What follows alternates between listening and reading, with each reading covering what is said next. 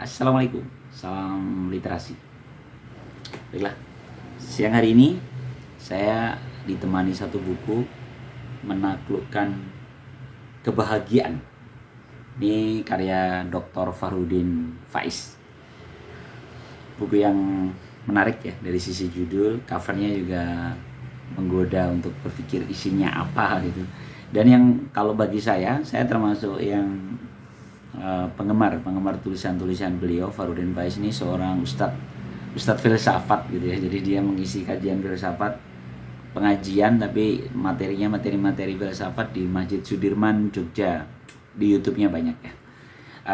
Selain tentu tulisan-tulisan bukunya ya, saya pernah sampaikan di Putu Buku ada beberapa buku beliau, waktu itu yang menjadi manusia menjadi hamba, terus filsafat kebahagiaan. Lupa, ada beberapa buku karya beliau, termasuk puisinya juga ada ya, yang tentang rasa. Nah, di buku-buku beliau itu, ini kebetulan pernah ada filsafat kebahagiaan. Kenapa dia menulis lagi Menaklukkan Kebahagiaan? Ini terus saya penasaran. Apakah ada tumpang tindih materi? Karena sama-sama materi kebahagiaannya. Makanya saya tertarik membeli buku ini. Untuk ukuran buku termasuk lumayan ya, lumayan mahal gitu. Saya sempat agak penasaran dengan harganya ini 150. Ternyata karena full color, bagus ya. Dalamnya full color sehingga harganya ya, tapi ya biasalah, ini 150.000 ya. Terbitan Alex Media Komputindo. Baiklah. Nah, karena punya pembanding, saya pikir mirip dengan Filsafat Kebahagiaan, buku yang pernah saya bahas juga di Putu Buku. Kalau buku-buku Farudin Faiz yang lain itu biasanya dia menukil beberapa pandangan filosof, lalu dia membandingkan. Saya malah sempat beberapa bukunya itu tak tangkap polanya gitu. Jadi ada saya itu filosof barat, pokoknya filosof paling tidak 4 yang dia bawa dalam buku itu, pandangan dia tentang satu tema gitu ya. Biasanya mewakili, jadi filosofnya itu mewakili dari berbagai aliran gitu. Filsafat barat, filsafat Islam, filsafat timur gitu. Apalagi ya, ada lagi kadang-kadang filsafat Islamnya ada 2 gitu ya. Jadi ada beberapa filosof yang dikumpulkan pandangannya, sehingga ketika saya beli buku ini pun saya langsung nyari. Saya penasaran apakah polanya seperti buku-buku Farudin Faiz sebelumnya. Ternyata tidak. Buku ini tidak ya. Buku ini berbeda ya. Sempat kaget saya karena kalau polanya kebaca kan saya enak tuh bacanya, berarti gini. Ternyata ini beda ya. Oke, seperti biasa ini Putu Buku, bukan review buku serius, bukan beda buku secara akademis. Ini hanya cerita tentang apa yang saya pikirkan dan apa yang saya rasakan setelah saya berinteraksi dengan satu buku. Siang ini dengan buku Menaklukkan Kebahagiaan karya Dr. Farudin Faiz, terbitan Alex Media Komputindo. Judulnya tentang kebahagiaan, tapi dibuka dengan bab mimpi. Menarik banget itu. Saya terus terang penasaran. Saya sempat agak lama di mimpi justru, karena ada beberapa relate dengan saya pribadi ya. Saya mungkin sering cerita ke teman-teman, saya adalah seorang yang nyaris tidak pernah tidur tanpa mimpi gitu. Jadi selalu mimpi, makanya capek gitu. Sehingga di buku ini ada penjelasan tentang mimpi dengan berbagai pandangan, dan itu sangat mengayakan buat saya ya, buat seorang putu yang sering mimpi. Saya jadi tahu bagaimana mimpi menurut Imam Ghazali, bagaimana mimpi menurut kajian oneirologi ya, penelitian terkait mimpi, bagaimana mimpi menurut budaya Jawa, bagaimana mimpi menurut kajian psikologi, dan bagaimana peran mimpi dalam membangun kebahagiaan tentunya, karena kan ini buku tentang kebahagiaan. Menurut saya ini pembuka yang menarik, justru dimulai dengan mimpi. Mungkin saya tidak akan singgung semua, tapi saya comot-comotan apa yang menarik buat saya ya. Pertama mungkin ada kisah tentang René Descartes di bab mimpi ini. René Descartes ya, teman-teman kenal ya, bacanya benar nggak sih? René Descartes gitu. René Descartes itu kalau teman-teman sebut nama ini biasanya ada yang ingat Cogito ergo sum. Saya berpikir maka saya ada. Itu kan pandangan beliau. Nah, di buku ini diceritakan bahwa ternyata René Descartes menemukan Cogito ergo sum itu setelah dia melalui mimpi. Saya baru tahu, wah ini menarik. Ini hal baru untuk Putu ya. Ternyata dia dapatnya dari mimpi dan di sini ceritakan mimpinya agak panjang sampai 3 bab gitu ya, 3 rangkaian. Sampai terbangun baru kemudian dia menemukan istilah recok itu ergo sum, saya berpikir maka saya ada. Dapatnya dari mimpi. Karena itu mimpi itu endapan dari, kalau kata Ghazali itu mimpi adalah endapan. Bagus juga kata Ghazali. Ya, aku lupa nggak catat lagi. Ya, yang jelas itu mimpi itu dorongan. Kalau kata Freud itu dorongan dari alam bawah sadar kita. Bagaimana kata budaya Jawa? Budaya Jawa, oh ini Imam Ghazali nih, mimpi itu adalah budaya Jawa di sini Dr. Farudin Faiz menyampaikan mimpi dalam kacamata Jawa itu dibagi 3 waktu mimpinya itu. Kamu mimpinya pas kapan gitu? Kalau itu sepertiga malam pertama itu namanya titiyoni. Lalu sepertiga malam kedua itu gondoyoni, dan yang terakhir itu puspo tajem. Kalau titiyoni itu masih bunga tidur biasa ya. Gondoyoni itu adalah keinginan atau hasrat yang tersembunyi jadi mimpi di paruh sepertiga yang kedua ya. Nah, sepertiga malam yang ketiga yang terakhir itu puspo tajem. Nah, puspo tajem ini dalam. Jadi biasanya ini adalah merupakan petunjuk itu. Jadi kalau para salik, para pencari kebenaran, para spiritualis Jawa itu menggunakan puspo tajem. Masa-masa di sepertiga malam ini adalah masa-masa utama untuk menangkap isyarat-isyarat dari semesta. Itu versi Jawa. Kemudian Freud juga di sini dibahas tentang beberapa teorinya, teori Freud kan, mungkin kayak teman-teman juga tahu ya. Di situ bagaimana mimpi merupakan pendorongan dari alam bawah sadar. Oke, itu mimpi ya. Mimpi kemudian sama Farudin Faiz diarahkan di bab kedua, atau sebenarnya bukan bab kalau di sini bahasanya. Dia tuh modelnya langsung begini. Setiap ini dikasih halaman merah. Nah, halaman merah ini yang kedua ini adalah menaklukkan kebahagiaan. Ini adalah judul buku ini. Jadi ternyata memang ada buku judulnya Menaklukkan Kebahagiaan karya Bertrand Russell. Bahasa Inggrisnya itu The Conquest of Happiness. Menaklukkan Kebahagiaan itu karya Bertrand Russell. Teman-teman yang suka filsafat akan bertemu namanya. Bertrand Russell ini dalam filosof modern ya, filosof kebaruan itu. Dan itu orang yang sangat cerdas. Bahkan tes IQ-nya itu berapa gitu. Dia sangat cerdas, Bertrand Russell itu. Di sini disampaikan juga kehidupan Bertrand Russell yang tidak bahagia. Bertrand Russell tidak bahagia. Jadi menikah 4 kali gagal, terus ya macam-macam. Umur 4 tahun tuh sudah yatim piatu. Jadi Bertrand Russell ini hidupnya sebenarnya berat gitu ya. Namun dia menulis buku itu tadi, Menaklukkan Kebahagiaan tadi, dan buku itu menurut Bertrand Russell itu adalah buku yang ringan gitu ya. Tapi memang di situ detail sekali sih, bagus sih ya. Dia cerita tentang kuncinya itu adalah ada 3, harapan, usaha, dan perubahan. Harus ada harapan, harus ada ikhtiar, usaha, lalu ada perubahan yang dicapai. Jadi kata kuncinya itu.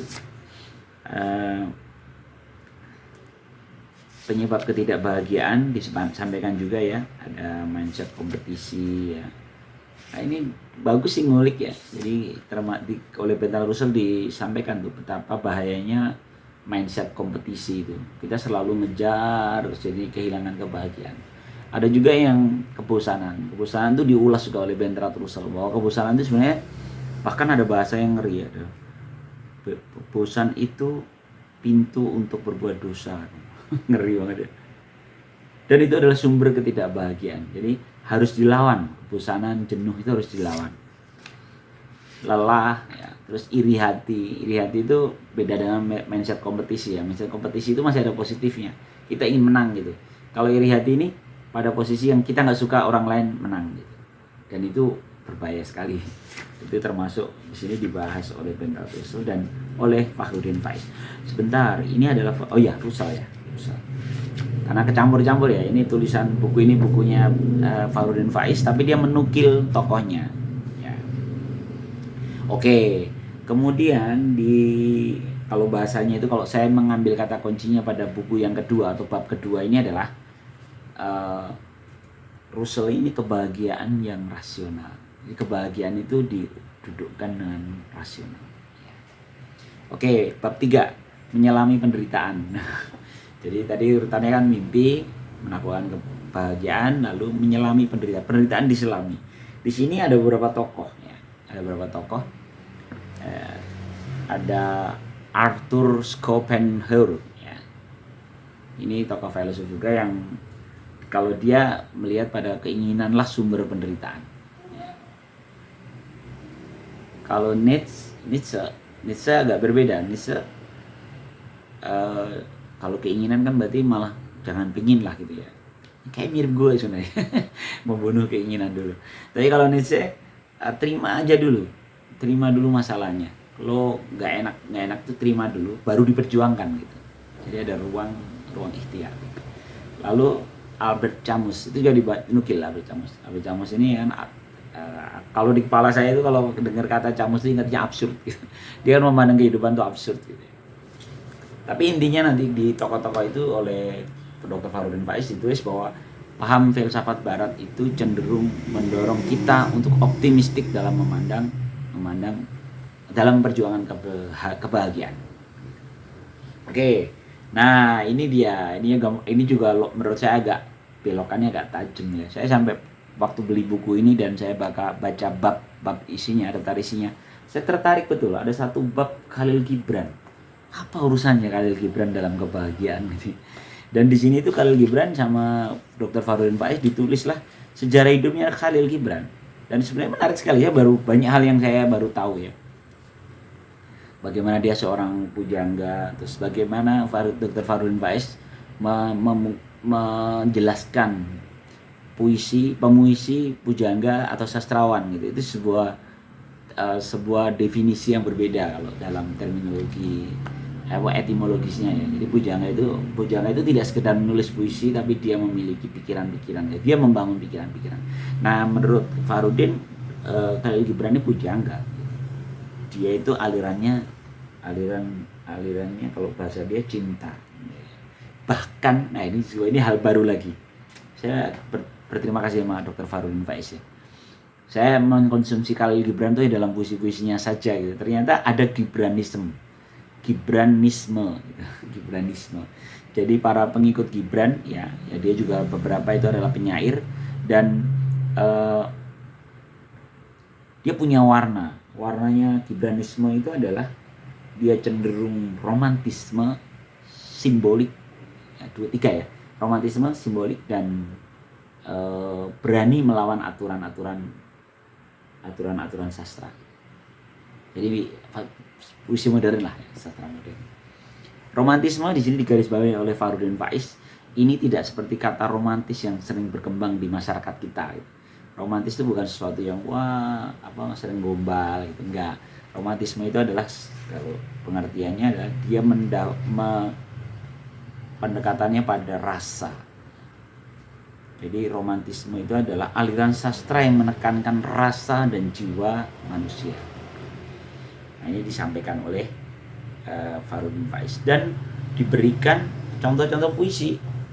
Makanya saya menikmati sekali nih pas di bab ini saya suka puisi, tapi dia menukil-nukil saja puisi Khalil Gibran ya. Cuman ada polanya. Nah, ini saya sukanya Farudin Faiz. Dia cerita tentang Gibran itu dalam sudut pandang bagaimana Khalil Gibran lah ya. Kalau Gibran aja nanti dipikirnya wapres nih. Bagaimana pandangan Khalil Gibran atas cinta yang memiliki makna. Ini saya catat di resume saya. Paling tidak cinta menurut Khalil Gibran itu memiliki makna bahasa keheningan, kepasrahan, kebebasan, ketulusan, penyucian, dan kesatuan. Jadi Khalil Gibran menulis puisinya tentang cinta, dan cinta itu seperti itu maknanya. Dari situlah yang saya menangkap sepertinya maksud Farudin Faiz memasukkan Khalil Gibran dalam resep menemukan kebahagiaan itu ya karena cinta inilah yang bisa menjadi energi menemukan kebahagiaan. Walaupun diakui oleh Fardun Faiz dalam tulisannya di sini, sulit mempresentasikan seluruh pikiran Gibran karena materinya sangat banyak, melompat-lompat dan mendalam. Tak semuanya mudah dipahami, apalagi yang ditulis ulang. Gibran sangat filosofis sekaligus puitis yang kompleks. Jadi ada pengakuan dari Fardun Faiz betapa rumit meraba pikiran Khalil Gibran. Oke, tapi benang merahnya adalah cinta. Oke ya, nanti ini akan jadi energi nih, catatan untuk ternyata mencari bahagia itu lah gitu. Kemudian yang bab berikutnya adalah membersihkan pikiran.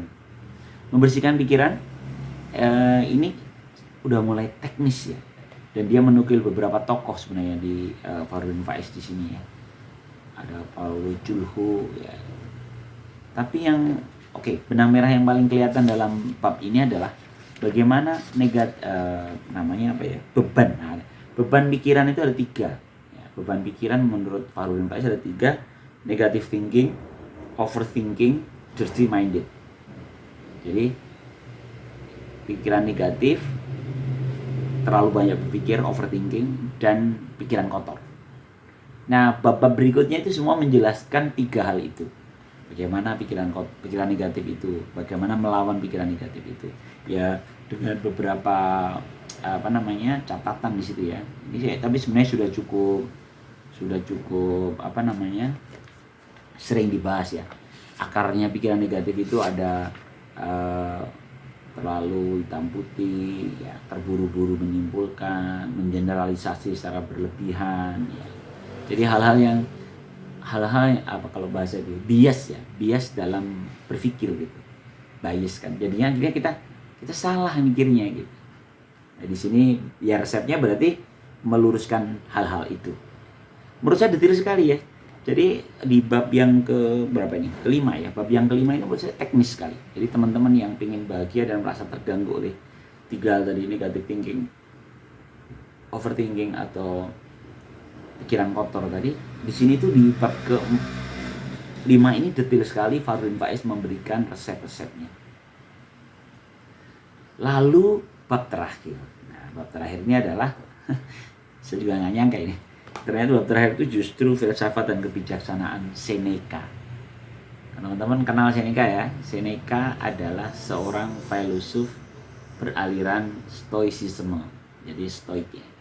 Jadi di endingnya justru Fardun Faiz membawa pikiran Seneca di bab ini tentang ya stoicis ya. Di situ bagaimana stoik itu kata kuncinya ya. Kita punya membagi pikiran kita gitu. Mana yang menjadi kewenangan kita dan mana yang bukan kewenangan kita. Sesuatu yang tidak bisa kita ubah, kita letakkan di tempat yang berbeda, tidak menjadi beban pikiran kita. Jadi kita memilah-milah apa yang kita pikirkan. Dan endingnya di bab itu, di bab Seneca itu penutupnya saya baca yang ini aja ya. Tips sederhananya Fardun Faiz ya. Mari setiap malam sebelum tidur coba kita ajukan 2 pertanyaan ini kepada diri sendiri. 1. Apa perjuanganku dalam mengatasi kekurangan dan kelemahanku ini? Tanyakan ulang. 2. Apa tindakanku dan perlakuanku yang mencerminkan kebajikan sesuai dengan kemampuan yang kumiliki hari ini? Dalam ya. Jadi pertanyaannya itu, gue udah ngapain? Kedua, gue udah ngapain atas yang mencerminkan kebajikan. Jadi kebaikan apa yang telah kita lakukan pada hari ini? Dan pertama kan apa yang telah kita perjuangkan untuk mengurangi, mengatasi kelemahan kita ini. Lalu yang kedua, kebaikan apa yang telah kita lakukan. Menurut saya menarik sekali ya. Paling tidak dengan baca buku ini kita akan bertambah menjadi yang lebih baik. Kalau kata teman Mas Budi Setirsno itu berkembang baik dan berkembang biak. Berkembang baik. Oke ya, ini tentang